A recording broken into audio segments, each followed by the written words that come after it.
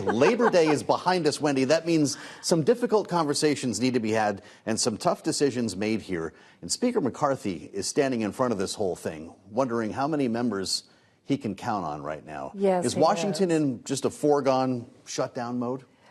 The House the House Republicans are certainly in a foregone shutdown mode, and I think Kevin McCarthy wants to phone a friend over on the Senate side and try to get them to exert some influence over their compatriots who are behind him and still gunning for him a little bit. The Senate this week is going to take some procedural votes leading to what's known as a minibus instead of an omnibus. Get it? It's kind of cute. And that could temporarily fund crucial things like veterans, transportation, housing, agriculture spending, things like that. And that would hopefully, keep this going, keep government spending going on those very important things until the House can then, tackle the bill. The trouble is those ultra-conservatives behind McCarthy are really looking to hold up spending until they get their way on spending that is less than the debt ceiling agreement they agreed to in the last, long night's fight, and possibly this impeachment inquiry into Biden. Right. And, we just heard from Senator McConnell, but the elephant in the room, really, reporters wanted to know was about his health. And he briefly, in this 8-minute speech, alluded to it. What I find interesting is that before he had that episode back in Kentucky, the issue he was actually talking about was the spending. And he said it's going to be a, quote, big mess. Well, if Kevin McCarthy wants to phone a friend, where's McConnell in all this? And where is Schumer in all this? Because the Appropriations Committee in the Senate, the committee passed the 12 appropriation bills. So why not put them on the floor? Well, I think they're going to do that with this minibus, that's the idea, that McConnell and Schumer have both said that spending bills in the Senate, at least, always pass on a bipartisan basis, that you always get both sides to agree to keep the government going, and that these votes, the minibus, might be a signal to House Republicans to get this done, keep the government running, keep all those checks coming for senior citizens and veterans and all those people, keep planes in the air, all that sort of stuff, and then worry about the other stuff later, or at least start up again in January, but at least get us through the end of the year.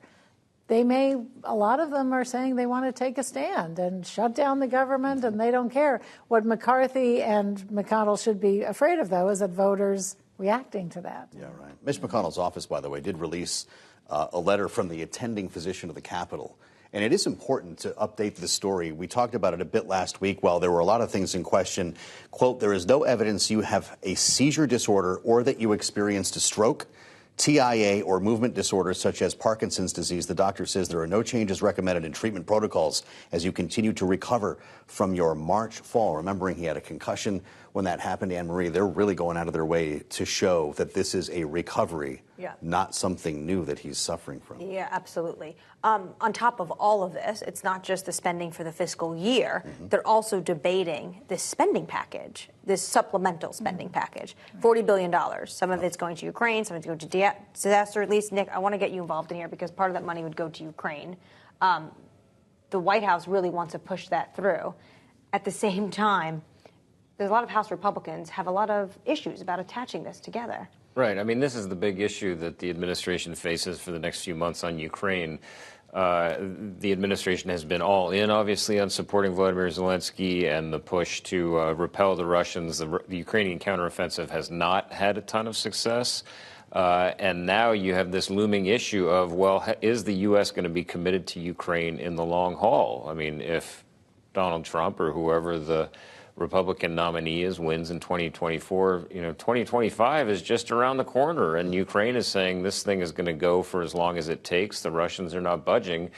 What does that look like? And especially when you talk about Mitch McConnell, I mean, he has been such a champion of Ukraine funding, and now that's looking more and more in jeopardy. It's going to be a huge question for this administration, how they convey to the Ukrainians that we're in this for the long haul. How difficult will this debate be here in Washington based on the outcome of this counteroffensive? it's been suggested that Republicans might be a lot more difficult to convince if they see this falling short. Well, I think if the Ukrainians can show that they have made some progress, certainly that'll make things a lot easier. I mean, it is important to recognize that as it stands now, the administration and Republicans who support funding for Ukraine have the votes, they have the support. I mean, you can always complicate it and slow things down, and you have the Matt Gaetzes and the Marjorie Taylor Greens of the world who can put the brakes on this thing, but they do have votes to be able to do it. But really, I mean, there is a fair amount of pressure on Ukraine to say, okay, show us what you got. We are throwing weapons at you. We're throwing money at you. We need to see some progress here if you want more billions and billions of dollars to the tune that they've been providing so far. Overshadowing all of this, of course, is a report that Kim Jong-un will be traveling to Russia to meet with Putin. National Security Advisor Jake Sullivan was asked about that trip today, that planned meeting between the two leaders. Take a listen. Providing weapons to Russia for use on the battlefield to attack grain silos and the heating infrastructure of major cities as we head into winter, to try to conquer territory that belongs to another sovereign nation, this is not going to reflect well on North Korea, and they will pay a price for this in the international community. This would be at Vladivostok in this Eastern Economic Forum, which, by the way, one of the times I attended this forum, Kim Jong-un was supposed to attend, and then the last minute he pulled it. So I think there's potentially this expectation that maybe he doesn't show. But if he does, what kind of message is this sending? I mean, it's exactly the kind of thing the U.S. doesn't want, but I do have to laugh listening at Jake Sullivan saying that as if North Korea cares what the international community thinks about what he's doing. I mean, he said it deadpan seriously. The North Korean regime is all built around regime survival, and if he can do a deal with Vladimir Putin that shows he has some alliance, some working relationship with another country. I mean, Russia does not care what the U.S. thinks. North Korea certainly doesn't care. But, I mean, to me, what I see there is that Russia is going to get artillery shells. North Korea has mass-produced artillery shells.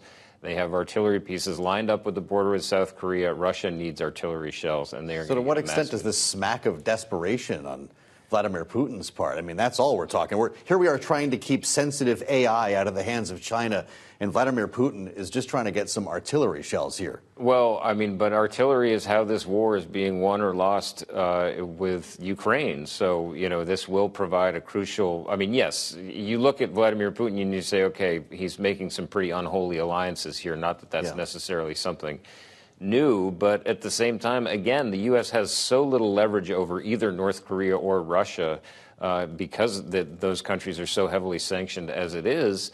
There's not much he can do to tell Kim Jong-un not to do this, and it just feels. And North Korea gets more out of this than Russia does. Sure sounds like it. Putin gets artillery shells. Great, he needs them. He can't get them from anyone else. And North Korea gets this some sense of legitimacy, and they're part of the world, and maybe food aid or whatever else Putin's going to use to pay for missile technology and things like that that they really want. So, one quick one for you, Wendy. In the international sphere, that matters to gas prices here in America, something the Biden administration has really wanted to keep a lid on. What do you think the administration is going to do with this? Because the Saudis, we all were expecting them to continue this cut, but for not as long as they are. Right. No, that's really bad news for Joe Biden, because Bloomberg has a story out on the terminal about how the third quarter is forecast to be very strong for the U.S. economy. All the indicators are there. Fed officials said today they might pause the inflation hikes and all of that.